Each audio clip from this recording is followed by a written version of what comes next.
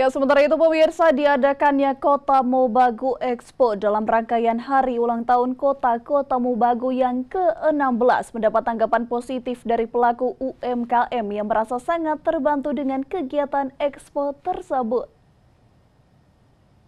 Regina Hamid, salah satu pelaku UMKM, mengaku senang Pemkot Kota Mobagu mengadakan kegiatan Kota Mobagu Expo, yang di dalamnya turut merangkul para pelaku UMKM yang dengan sendirinya dapat menopang serta memberi kesempatan kepada para pelaku UMKM dalam mengenalkan produk mereka ke masyarakat.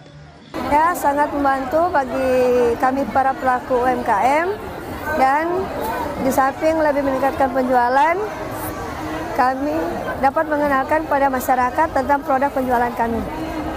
Regina berharap kegiatan seperti ini dapat secara berkelanjutan dilaksanakan agar dirinya dan pelaku UMKM lainnya dapat terbantu dalam meningkatkan penjualan dan memasarkan produk mereka.